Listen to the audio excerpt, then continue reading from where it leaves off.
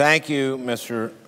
President. I rise today to speak about H.R. 1, the House bill that we just voted down, and which I will continue to oppose until major changes are made. Now, with apologies to Nobel Prize-winning economist Paul Krugman, I'd like to talk about Willie Sutton for a second. While we shouldn't normally take fiscal lessons from criminals, Willie Sutton had it right. He said he robbed banks because that's where the money is. Of course, he didn't target places with only petty cash. What's the point in robbing a school or a homeless shelter? There's no money there. But that's exactly what H.R. 1 seeks to do, instead of tackling our deficits by going after the bank. Instead of going after the bank, it's targeting our most vulnerable.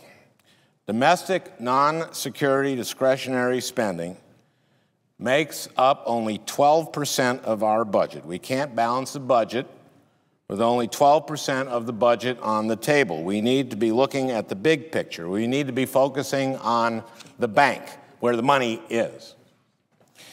In President Obama's State of the Union address, he said that in order to get back on track, to build prosperity, we need to out-educate, out-build, and out-innovate the rest of the world. Ask any small business owners, and they'll agree. Well, sometimes you have to trim overhead. You also have to make smart, targeted investments for your business to grow.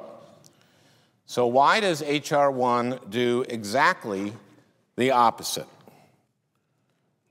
The president calls for education and up the funding that supports after-school programs from Bemidji to Worthington, yet H.R. 1 cuts $100 million. In Minnesota, H.R. 1 would effectively eliminate after-school programs for nearly 2,000 kids. H.R. 1 also cuts job training programs, virtually zeroing out the first title in WIA. Even when 3,000 Minnesotans are on a waiting list to get training for jobs that are going unfilled. I talk to businesses all over Minnesota, and they need trained workers, and they support the Workforce Investment Act. The president calls for infrastructure, yet H.R. 1 cuts surface transportation projects across the country, including nearly $8 million for a new railroad crossing in Staples and $250,000 for the St. Paul Complete Streets Plan. The Department of Transportation estimates that H.R. 1 would effectively cancel 75 projects in 40 states across the country and put more than 30,000 jobs at risk nationwide.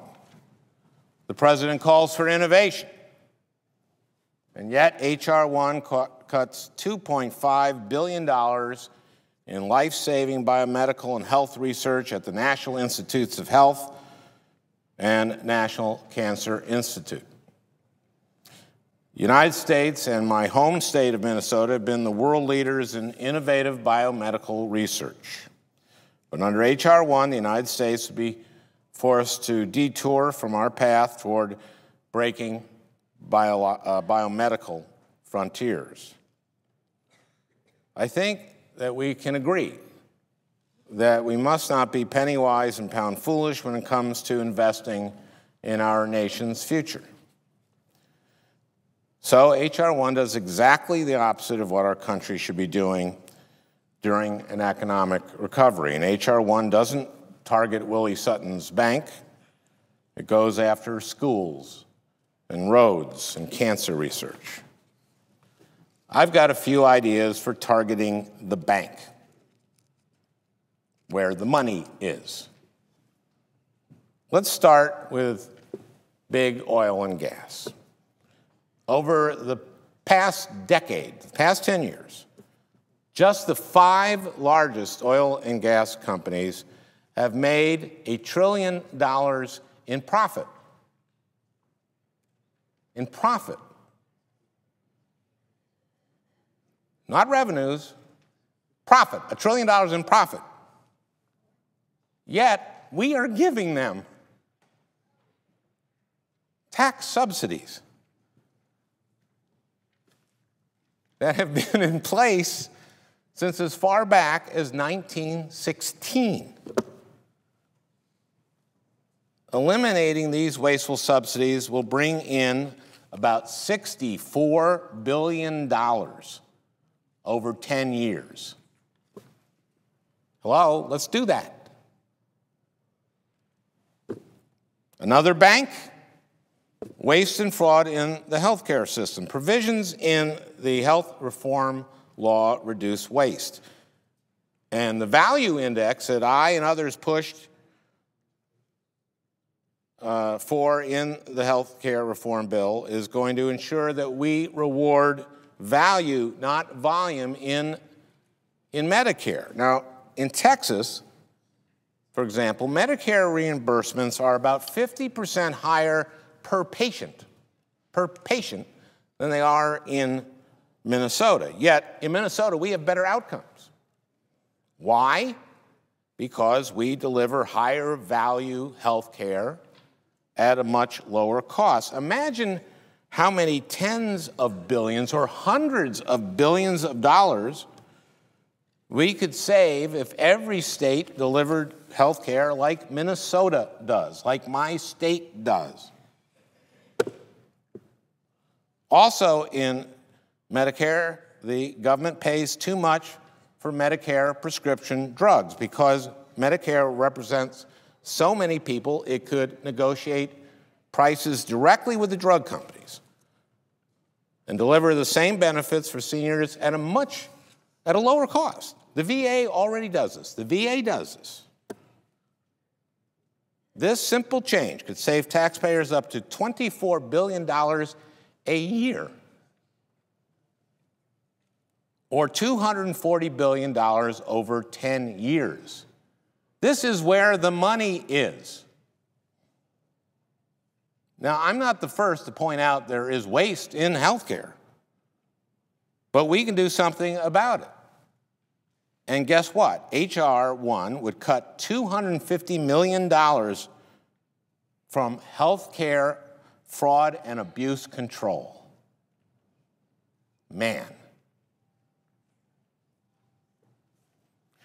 Another bank is the Department of Defense. We all agree that we can't skimp on national security. And believe me, when our troops are at war, in 2 wars, we can do nothing to skimp on their safety, their security, their readiness, their ability to fight these wars.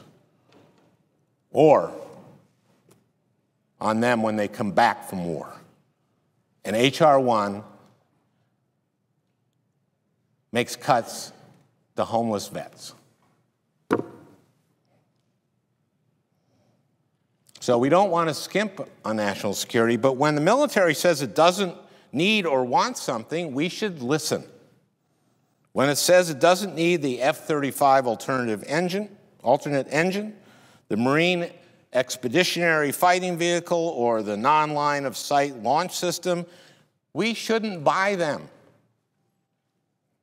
This could save billions of dollars. And then, of course, there's revenue. H.R. 1 does nothing to shore up revenue at a time when we still have our troops overseas engaged in combat. We've always paid for our wars before. This time, we passed huge tax cuts for the wealthy. And just a couple of months ago, my colleagues on the other side of the aisle insisted on extending these tax breaks on income over $1 million. We had a vote on this. It wasn't enough to extend the tax breaks on your first million or your second million, or your third million, or your 10th million, or your 20th million, or your 50th million, or your 100th million.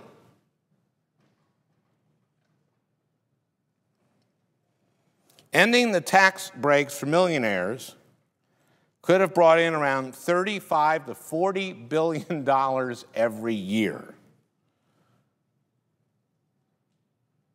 On the back of the envelope, that's $350 to $400 billion over 10 years.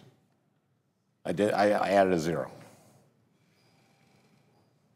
The president has stated this was only a temporary extension, and I plan to hold him for that. If we're going to be talking about making shared sacrifices and cutting homeless vets and cutting Head Start, let's make sure those shared sacrifices are really shared. All these ideas need to be on the table, not just 12% of our entire budget. If we are at all serious about reforming our budget, and I'm talking about serious, if we are serious about this, it's got to include the bank. We got to go where the money is.